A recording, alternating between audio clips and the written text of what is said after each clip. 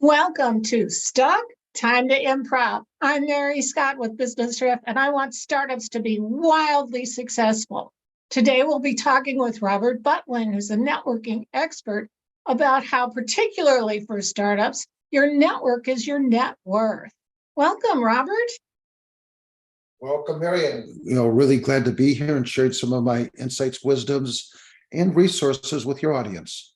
Particularly since these folks are brand new, they've got an idea that's going to change the world, and they need to be able to get the idea out there. So let's talk about how networks are so important. I grew up in Minnesota, and I graduated from the University of Minnesota, and the Minnesota football team was not very good that year. They won one game, and all the rest losses. They were outscored by their opponents 3-1, and all of a sudden, Lou Holtz came in to coach the Minnesota Gophers. But how he actually got the job is through Harvey McKay and his ability to network. And all of a sudden, my light bulbs went off. And I realized that the power of everything is developing quality relationships. So that's where everything started. And, I just focused on continually developing and meeting new people, being of service and value, not focusing on necessarily trying to pitch them, but looking at the long-term quality relationships, because people make the world go around. They do. And it's not only people that you think are potential customers or potential strategic alliances. Sometimes the best connections come in unexpected places, right? Totally. I mean, you never know who knows somebody. And if you do a good deed, and if you focus on just showing up and being of value to other people, it will come back to you in multiple different ways. So what's a good way to introduce yourself in a networking situation? The key is understanding what is your pitch. And so let me give you the acronym of pitch.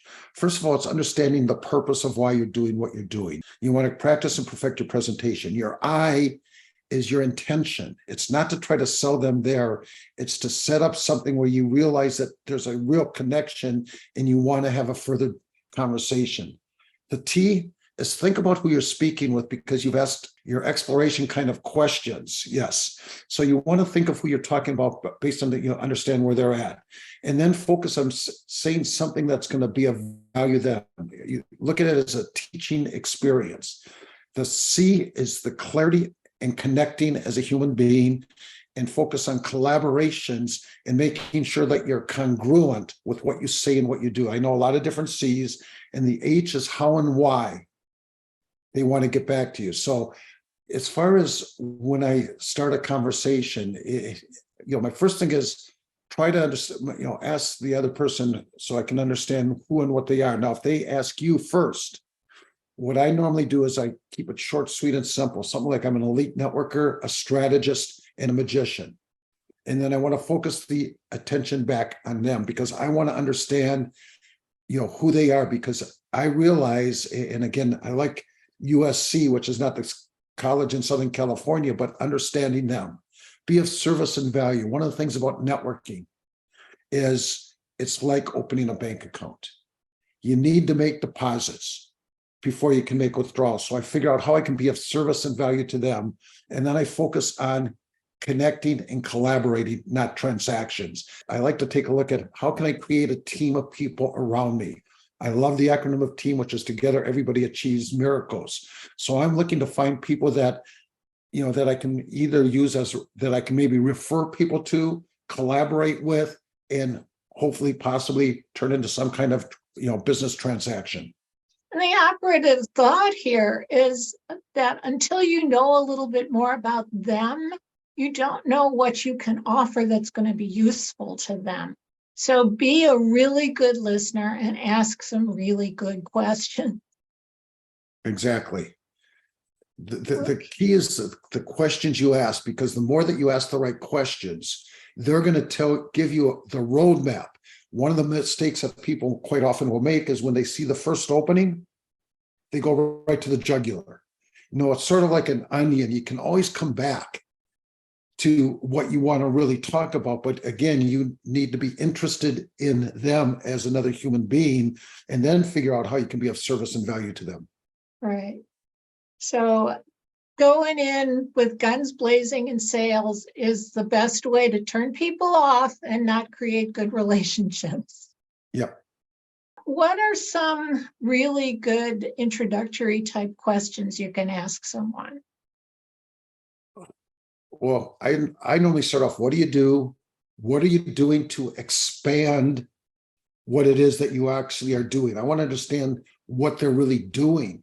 Then I want to understand the challenges, what things are working for you, what thing has worked the best, and what things have you had challenges with.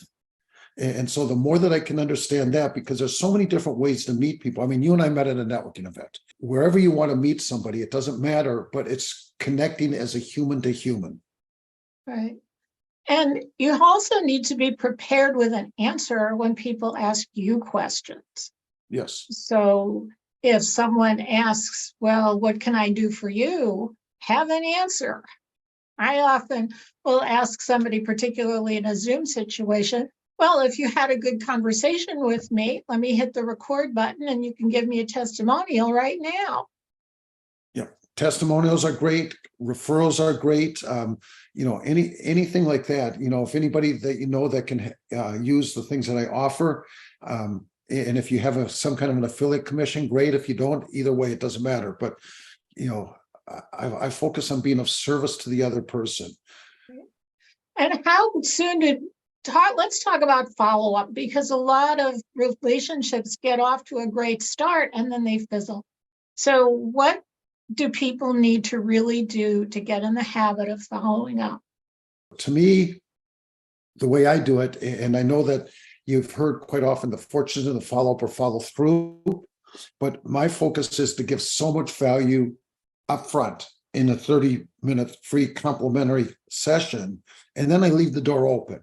I always let them know if they want me to take it to the next level. I tell them it's like, this is the tip of the iceberg, because of the fact that, like since March of 2020, I've talked to probably over 2,000 people.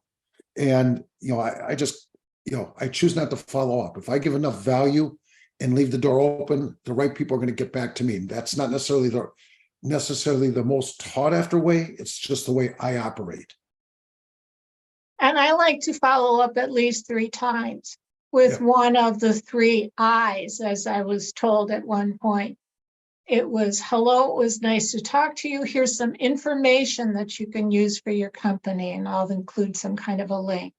And then maybe a check-in with, hello, and here's somebody I met that I'd like to introduce you to, an introduction. You could do a cyber introduction to somebody who's a potential client or a potential strategic alliance. And the 3rd I is invitation. Hello, we haven't talked in a little while, but there's this meeting coming up I'd like to invite you to. Yeah. So those ways you've got something that's good for them, you're not selling, and you're staying on the radar. Yeah, because it's everything that you're doing is about stuck. And one of the people that I listened to early on, Jim Rohn, and he said something that always resonated with me. He asked the question, how long do you want your son or daughter to be in 1st grade? And he said, 1 year is enough. That's why the desks are so small. So the point is, if you're stuck, and I know that you've got a lot of insight from a lot of the quality people that you've interviewed over the period of time, you either have the choice of staying stuck or realizing whatever's keeping you stuck and moving forward. And that's why they want to get back to you, Mary. Thank you so much, Robert Butwin. This has been really interesting. We'll put some contact information for you in the comments so people can get a hold of you when they need to. And thank you so much. This is Mary Scott with Business Riff. I want startups to be wildly successful. So one of the things you can do to do that is book a synergy call with me at businessriff.com and join us again next time for Stuck, Time to Improv.